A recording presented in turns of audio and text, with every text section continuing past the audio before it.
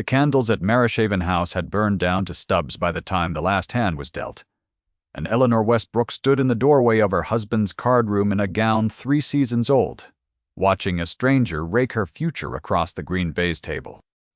£8,000. Her father had named the sum twice on the day of the marriage settlement, once to the solicitor and once to her, as though saying it aloud might fix it in the world like a stone set into a wall. It had not been fixed. It had been carried to this room on a cold March night, and lost, card by the man who had promised before God to keep it. She did not faint. The women in the novels she had read as a girl fainted, and she had always thought it a convenient thing, a way of being absent from a moment too large to inhabit. Eleanor inhabited it. She stood with her hand on the cold brass of the door handle and counted the candles, and the men at the table did not see her, because the room had long ago decided what she was, and a thing decided is a thing no longer looked at. You will want to know how a woman recovers £8,000 across a card table while the men who lost it watch. Stay with me, because she does, and the way she does it changes the room. Yet first you must see the room as it was, and see her as it saw her, which was barely at all. To the household at Maryshaven, Eleanor was the quiet wife. Not the beautiful one, not the witty one, not the heiress whose money had rescued the estate 2 years ago when the roof of the east wing had begun to let in the rain. She was simply the quiet wife, a woman who took her breakfast alone and walked the south lawn in the morning and did not complain, and a woman who does not complain becomes, by a particular cruelty of the world, a woman who is presumed to have nothing to complain of. Her husband, the Marquess of Hartwell, had married her for the £8,000, and a connection to her father's shipping interest, and he had been, in his way, almost honest about it. He had never pretended affection. He had only pretended steadiness, and that pretense had now collapsed across a table of cards. The man who had won was named Julian Ashe, the Earl of Renforth, and Eleanor had heard of him before she had ever seen him. The season spoke of him in a particular hush. He had come into his title 4 years past under a shadow no one named directly, and he played cards the way other men prayed, with a stillness that unnerved the table and a refusal to gloat that unnerved it further. He did not drink. While he played, he did not speak. Above the level required, when he had taken the final pot from her husband, he had not smiled, and the absence of the smile was somehow worse than any smile could have been.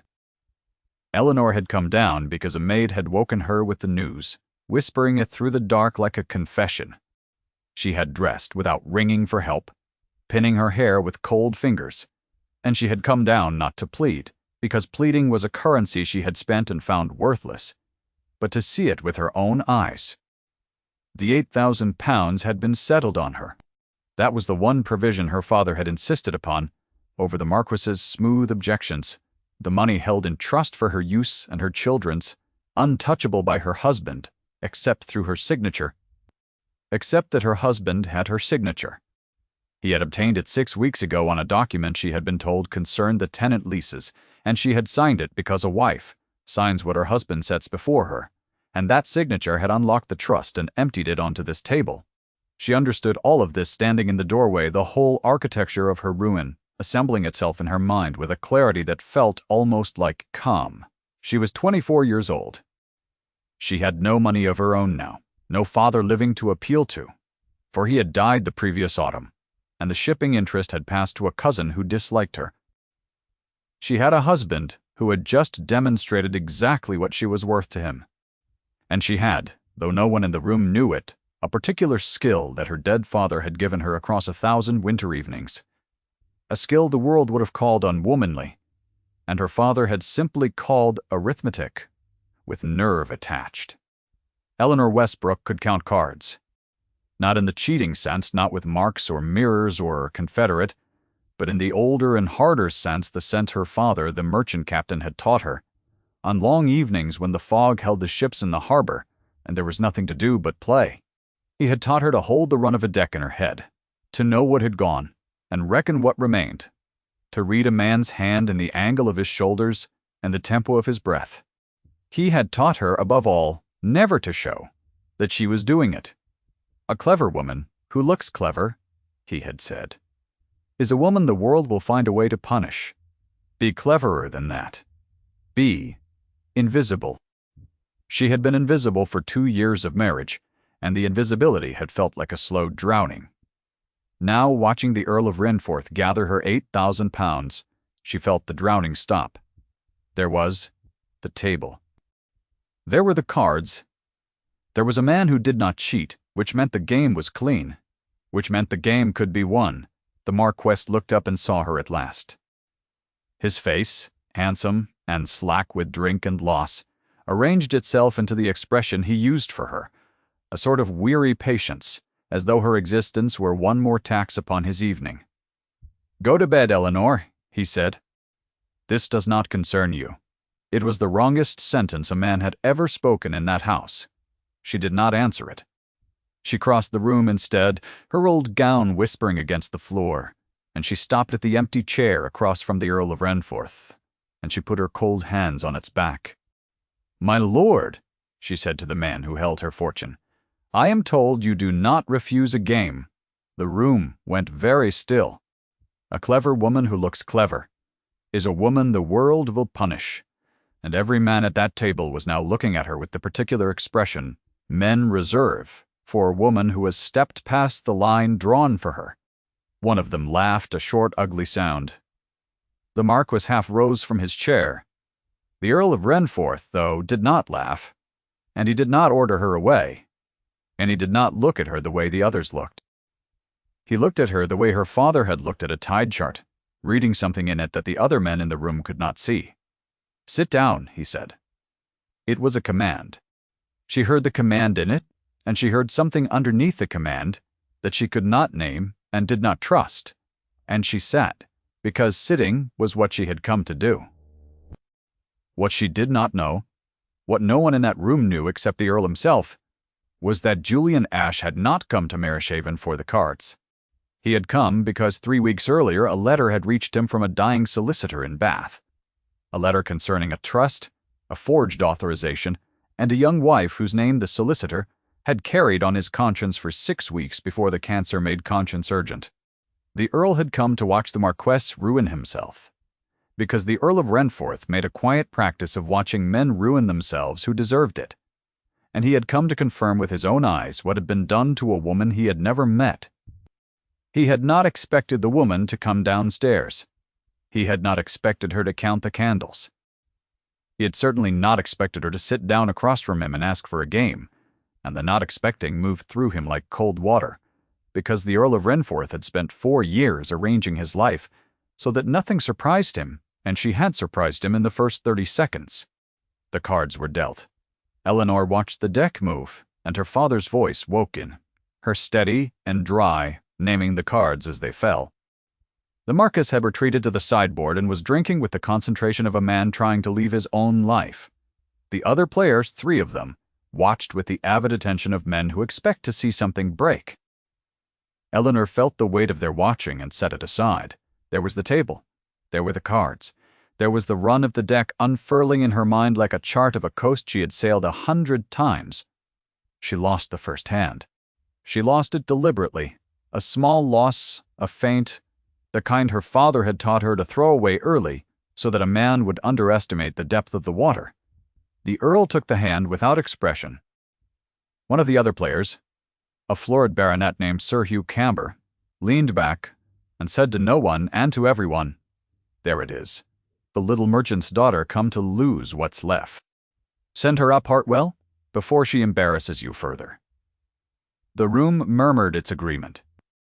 Eleanor felt the heat climb her throat, felt her pulse betray her at the wrist where the old glove had worn thin, and she let none of it reach her face. The little merchant's daughter. She would remember the phrase. She would remember every voice that said it. She won the second hand. Then the third. She won them quietly without flourish, the way water wins against stone, and by the 4th hand, the room had stopped murmuring and started watching, and by the 6th, the baronet had stopped smiling. The Earl of Renforth said nothing at all. He played his cards with the same stillness he had played them all night, but Eleanor, who had spent her life learning to read what men would not say, saw the change in him. His breath had altered. His eyes, which had been reading the cards, had begun to read her. And every time she met them, she felt that same cold water move through her, the awareness of exactly where he was at the table without looking, the knowledge that this was a man who saw her, actually saw her, and the knowledge frightened her more than the 8,000 pounds. By 2 in the morning she had won back 3,000 of it. The Marquess had stopped drinking and started watching, and the expression on his face had curdled from contempt into something closer to fear. This was not how the evening was meant to proceed. His quiet wife was supposed to be upstairs. The 8,000 pounds was supposed to be gone, comfortably and permanently gone, so that he could begin the long campaign of explaining to her father's solicitors why the trust was empty. Instead, she was sitting in his card room winning it back, hand by hand, and the men he drank with were watching her do it, and tomorrow the whole season would know. Eleanor, he had crossed to the table. Tess. His hand closed on her shoulder, heavier than it needed to be. You will come away now. Sit down, Hartwell. The Earl of Renforth had not raised his voice. He did not raise it now. Yet something in the level of it stopped his hand, and Eleanor understood, in a flash of comprehension, that she would spend weeks unpacking, that the command had been issued not to control her, but to protect her, that the Earl had read her husband's grip the way she read a deck and had intervened before the grip could become something worse. The Marquess removed his hand. He sat, and the game went on. Here is a thing I want you to hold on to as the night goes on, because it matters later. The Earl of Renforth could have ended this at any moment. He held the better position. He had the night's winnings, the deeper purse, the colder nerve. He let her win. Not by losing on purpose, which she would have caught and despised, but by playing his true game and declining, again and again, to use the one advantage that would have crushed her, the advantage of simply outlasting her with money she did not have. He kept the stakes where she could reach them, and he did this without a word, so that she would not know it was being done. Because a gift a woman can see is a gift that costs her something to accept. She won back 5,000, then 6. The candles guttered, and a footman replaced them, and the new flames threw the room into sharper relief, and Eleanor saw in the brighter light the faces around the table fully for the first time. Sir Hugh Camber, no longer florid but pale, watching his own certainties dissolve. The Marquess, her husband, looking at her as though she had grown a second head, as though the quiet wife had been a costume she was now removing in front of his friends. And the Earl of Renforth, who looked at her with neither shock nor anger, but with a kind of grave attention that she had not received from any human being since her father died, and which she did not know how to bear. It was nearly dawn when she won the last of it, 8,000 pounds recovered, the whole sum sitting in notes and markers at her elbow. The room was silent. The Marquess opened his mouth and closed it, and the baronet, unable to let the silence stand, said the thing that would prove the most expensive sentence of his life. "It is unnatural," he said. "A woman does not play like that unless she cheats. The little merchant's daughter is a card sharp." The Earl of Renforth set down his cards. He did it slowly, and the slowness was its own kind of speech. "She does not cheat, Camber," he said. "I have watched her hands for 4 hours. She is simply better than you. That is what you cannot forgive." It was the first thing he had said in defense of her, and it landed in the silent room like a stone into a still pond, and Eleanor felt the rings of it move outward through her whole body. She gathered her notes. She rose. She did not look at her husband. At the door she paused, because her father had taught her that the exit is the only part of a game a person remembers. And she turned and said, "Good night, gentlemen. Thank you for the game." Then she went up to her cold room with 8,000 pounds and the memory of the Earl of Renforth's eyes. And she did not sleep the morning, brought consequences, as mornings do. By noon, the story had reached 3 drawing rooms. By evening, it had reached 30. The season had a new tale to chew, and the tale had a villain, and it had a curiosity. And Eleanor was the curiosity. The little merchant's daughter who had sat down at her husband's table and won back her own dowry. Some told it with admiration. Moore told it with the particular relish the world reserves for a woman who has stepped out of her place, and the relish carried a barb, because a woman who can do a thing she ought not to be able to do is a woman who must, surely, be hiding something worse. The Marquess did not speak to her for 2 days. On the 3rd day, he came to her sitting room, and Eleanor understood from the careful arrangement of his face that he had been advised. He had consulted someone, a friend, or a lawyer, and the consultation had produced a strategy. He sat across from her and he told her in the reasonable voice of a man explaining weather that the money was of course still his to manage, that her little adventure at the table had been an embarrassment, but a forgivable one, and that she would now hand the notes to him so that the household accounts might be set right. "No," Eleanor said. She had never said it to him before. The words sat in the room between them, small and complete. The Marquess's reasonable face slipped, and underneath it she saw the thing she had married, the entitlement that had no bottom, the assumption that the world and everyone in it existed to be managed by him. He told her that she was being hysterical. He told her that a wife's property was her husband's, that the law was clear, that her father was dead, and her cousin would not help her, and she had nowhere to go and no one to appeal to, and that she would, in the end, do as she was told. Most of it was even true. That was the cruelty of it. The law was largely on his side. Not entirely, though. And Eleanor had spent 2 days while he was not speaking to her in the study of her father's old papers, and she had found among them the original deed of trust, the genuine one, with its genuine conditions, and she had read the forged authorization beside it. And she had seen that the signature unlocking the trust was not in fact her hand at all. It was a passable imitation. It was not hers. She had not signed the document about the tenant leases that the document had claimed to be. She had signed nothing. Her husband had forged her name to empty her trust, and the forgery, once seen, could not be unseen. She did not tell him she had found it. Her father had taught her that too. You do not show a man the card that will beat him until the moment beating him will count. She let the Marquess believe he had frightened her. She said she would think on it. She let him leave the room satisfied, and she sat afterward with the deed of trust in her lap, and her heart going like a drum, and she thought not of revenge, which did not interest her, but of escape, which interested her enormously. A week passed. The invitations, surprisingly, did not stop.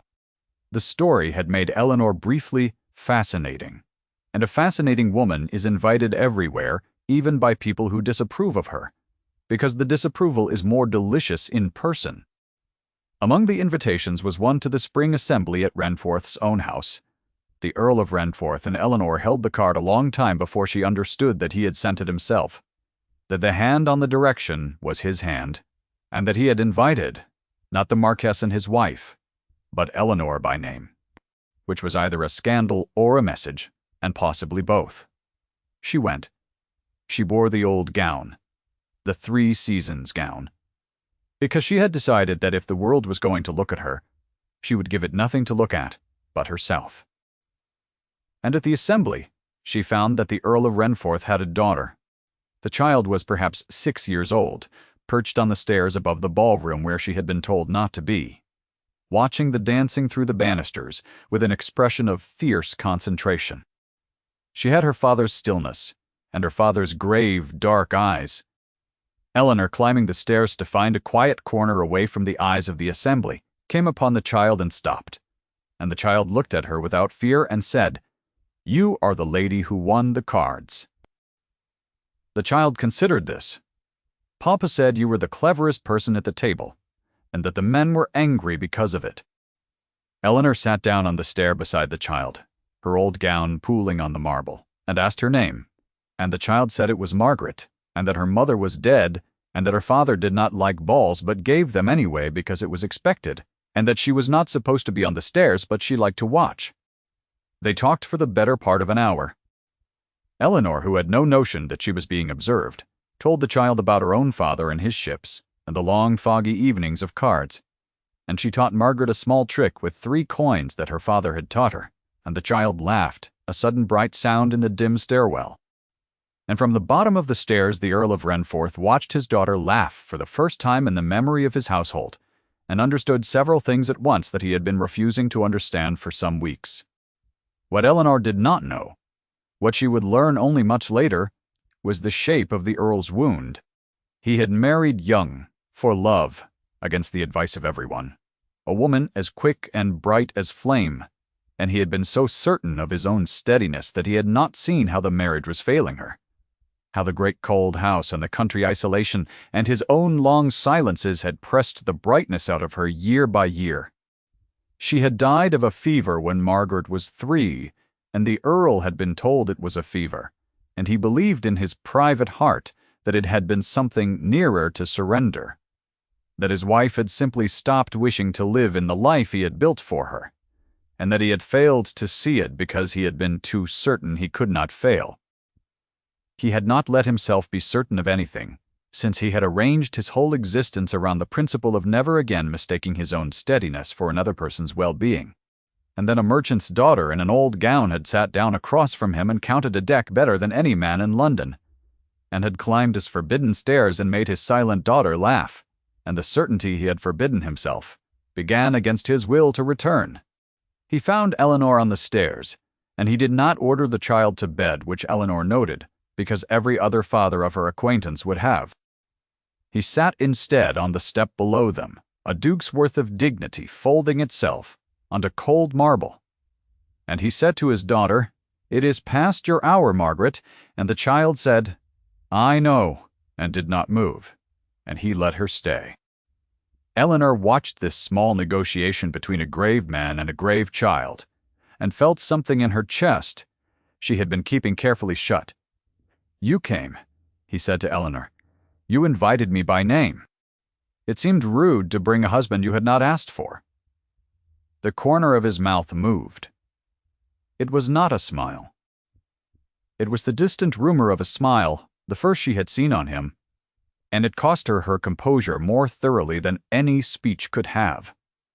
"Your husband," he said, and stopped. And Eleanor understood that he knew about the trust, about the forgery, perhaps about the dying solicitor in Bath, whose existence she did not yet suspect. He knew, and he was telling her that he knew in the careful way of a man laying a card face down on the table where she could see its back. "Your husband," he said again, "will not let this rest. He has spoken to people. He intends to have you declared incompetent to manage your own affairs, so that the money returns to his control. He has found a physician willing to sign such a thing for a fee." The cold water moved through her again, but it was a different cold now. The cold of real danger rather than the cold of being seen. "He cannot," she said. "He can. It has been done to women before. A husband, a paid physician, 2 witnesses to her unnatural behavior at a card table. It is not a strong case. It does not need to be strong, though. It needs only to be filed and to be heard, and you have no money to fight it with except the money he is trying to take, and no family to stand for you." He looked at his daughter, who had fallen asleep against the banister. "I am telling you this," he said, "because I do not intend to watch it happen. Yet what is done must be done correctly, or it will come undone, and I will not lend my name to a thing that comes undone." Eleanor sat very still. She understood that he was offering her something, and she did not know its shape, and she had learned long ago to distrust gifts whose shape she could not see. "Why?" she said. It was the only question that mattered. He was quiet for a moment. Then he told her in 4 sentences and no more, the thing about his wife, the thing he had told no one, the fever that he believed had been a surrender, the certainty he had forbidden himself, the way his daughter had not laughed in 3 years. He did not perform the grief. He stated it the way he played cards, level and without flourish, and the lack of flourish was what made Eleanor believe him. "I watched a bright woman go out like a candle in my house," he said, "because I was too certain to see it. I will not watch it twice." And then he carried his sleeping daughter up the stairs and left Eleanor alone, on the cold marble with the rumor of a smile and the shape of a rescue she had not asked for and did not yet trust. The weeks that followed were a strange courtship conducted in the language of law and cards. The Earl did not call on her, which would have been ruinous. He sent, instead, a solicitor, a careful elderly man named Mr. Blum, Pendle, who had served the Renforth family for 30 years, and Mr. Gatterad. Pendle came to Eleanor's sitting room under the pretext of settling an old account of her father's, and across several visits he taught her the law of her own situation as patiently as her father had taught her cards. The forged authorization was a crime. The trust, properly defended, could be restored. Her husband's petition to have her declared incompetent had indeed been filed, and a hearing had been set, and it would be heard before a panel that included her husband's friends, and the season was already whispering that the little merchant's daughter had gone strange, had taken to gambling, had embarrassed her husband past bearing.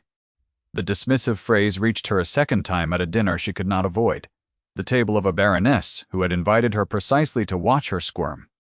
"I hear the little merchant's daughter has quite lost her reason," the baroness said to the woman beside her, pitching it to Carrie. "Hartwell has my sympathy. To marry money, and find it comes attached to madness." The table laughed. Eleanor ate her soup. She had learned that the soup was a refuge, that a woman with a spoon in her hand and her eyes on her bowl could not be required to answer, and she counted the silver on the table the way she counted cards, and waited for the dinner to end. The hearing was set for the first week of May, and in the last days of April the Marquess of Hartwell made the error that would undo him, the error of a man who has always been managed back into safety by money and has forgotten that money can run out. He needed funds for the physician, for the lawyers, for the witnesses. He had none, having lost his own fortune long before he lost hers. So he went back to the card tables to win it, and he lost there too, as such men always do. And to cover the losses, he forged a second signature, this time on a note of credit drawn against a bank, and the bank, unlike a dying wife's trust, had clerks who checked.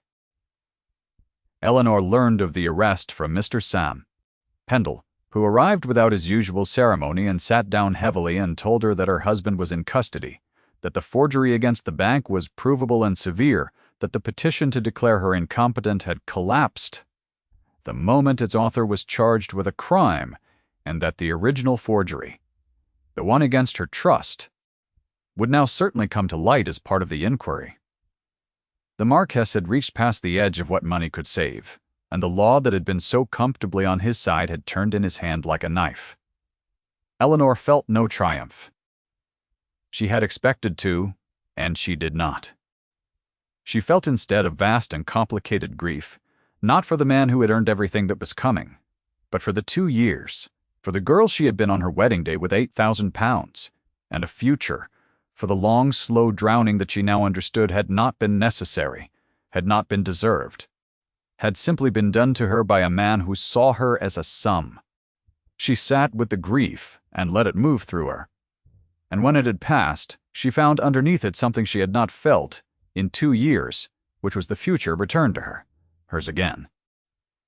There was to be a final assembly of the season, the great spring ball at the Renforth house, the same house where Margaret had laughed on the stairs. Eleanor received the invitation and understood that the Earl had chosen the arena deliberately. The whole season would be there. The Baroness would be there, and Sir Hugh, and every drawing-room that had passed the little merchant's daughter from hand to hand like a coin. The Dowager Marchioness of Hartwell, her husband's mother, would be there, a woman who had never troubled to learn Eleanor's given name, and who had spent the last weeks telling anyone who would listen that her son was the victim of a scheming, unnatural wife. It was the Dowager who spoke the phrase for the 3rd time, in the 3rd setting, and she spoke it to the whole room. Eleanor had been at the assembly perhaps an hour, standing in her old gown at the edge of the great bright room while the season watched her over its fans, when the Dowager Marchioness crossed the floor toward her with the deliberate momentum of a woman who has rehearsed. She stopped before Eleanor, and she said in the carrying voice of a woman who wishes to be overheard, "You have ruined my son. The little merchant's daughter with her cards and her cleverness has ruined a peer of the realm. I hope you are proud." The room went quiet to listen. The Dowager lifted her chin. The fans paused. and the Earl of Renforth crossed the room. He crossed it the way he did everything, without haste and without a wasted motion. And the crowd parted for him because crowds part for a man who is certain, and he came to a stop beside Eleanor in the silence the dowager had made. He did not look at the dowager, he looked at the room, at the season assembled, at the faces that had decided what Eleanor was and were now, every one of them, waiting to be told what to think. He let the silence hold one moment longer than was comfortable. Then he spoke, and his voice carried to the corners of the great bright room, without his seeming to raise it at all. "This is the woman I intend to marry." He said nothing else. He did not defend her cleverness, or explain the forgery, or name the dowager's cruelty. He said the one thing that ended the matter, the one irrevocable fact against which no whisper could stand, and he let it sit in the room and do its work. The Dowager Marchioness's face came apart by degrees, the certainty draining out of it as she understood. Too late that she had walked across a crowded ballroom to insult the future Countess of Renforth in the Earl of Renforth's own house. She opened her mouth. Nothing came. She closed it. Around the room the fans began to move again, faster now, and the whispers that began were of a wholly different kind. And the baronet, standing near the orchestra, looked as though he wished the floor would take him. Eleanor did not move. The Earl had not asked her. He had announced his intention to a room rather than putting a question to her, and she understood why, understood that he had done it this way to break the dowager's attack in the only arena where it could be broken, that the announcement was a shield raised in public and not a proposal made in private, and that the proposal, the real one, the one that gave her the choice, was still owed to her and would be paid. He turned to her at last. The room was watching. "Mrs. Westbrook," he said, and the use of her own name, her father's name, the name from before the marriage, was a thing she would think about for the rest of her life. "Will you walk with me?" She walked with him. They went out through the terrace doors into the cool spring night, away from the eyes, and on the terrace he turned to her, and he did not take her hand, because he had learned not to assume. And he said, quietly, and only to her, the question he had withheld from the room. He asked her whether she would have him. He told her that he came with a grave child, and a cold house, and a wound he could not promise was healed.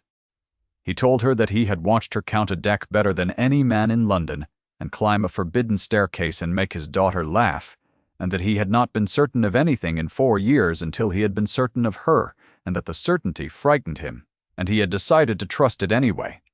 And then he stopped talking, which was the bravest thing she had seen him do, and he waited for her answer, with the stillness of a man who has put his whole hand on the table, face up. Eleanor looked at him. She had £8,000 of her own, now recovered with her own nerve across her own father's lessons. She did not need rescuing. That, she understood, was precisely why the offer was safe to take, because a woman who does not need a thing is a woman free to choose it. She thought of her father in the foggy harbor evenings, teaching a girl to be cleverer than the world would permit and invisible enough to survive it. She thought that he had taught her to win the game. He had not taught her what to do after the game was won, because he had not lived to see her win it. She would have to learn that part herself. "Yes," she said, "but I keep my own money. My father gave it to me, and I won it back, and it stays mine." The rumor of a smile became, at last, an actual one. "I would not have asked otherwise," the Earl of Renforth said. They were married in the autumn, quietly, at the country church near the Renforth house, with Margaret throwing rose petals she had been told to scatter gently, and scattering them instead, with the fierce concentration she gave to everything. The Marquess was by then awaiting his trial and would in time be stripped of much and imprisoned for the rest. And the Dowager Marchioness retired to a small house in Bath and was not, on the whole, much missed. The season found other tails to chew. And Eleanor Ashe, Countess of Renforth, who had once been the quiet wife, and then the little merchant's daughter, and was now simply herself, took up a life she had chosen rather than one done to her. On a night in early winter, the first real cold of the year, she sat by the fire in the long library of the Renforth house, with Margaret asleep against her side, and the Earl reading in the chair across from her. The candles were lit. The fire moved, and on the small table at her elbow, where she had set it down without ceremony some weeks before and never moved, lay her father's old worn pack of cards, the very pack he had taught her with on the foggy harbor evenings, the corners soft with handling, the backs faded to the color of weak tea. She had brought almost nothing from her marriage to the Marquess. She had brought the cards. Margaret stirred against her and did not wake. The Earl turned a page. Outside the long windows, the first snow of the winter had begun to fall, settling on the gray stone of a house that was, against every verdict the season had once pronounced, her home. Eleanor reached out and touched the worn edge of her father's cards, and she thought that he would have liked this room, this fire, and this grave man who had let his daughter stay on the stairs.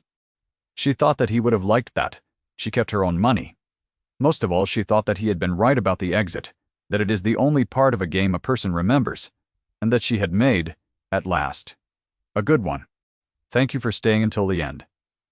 If Eleanor's story moved you, leave a comment with the moment you knew the room had turned. The fire is still warm, and the snow is still falling. And she is, at last, exactly where she chose to be.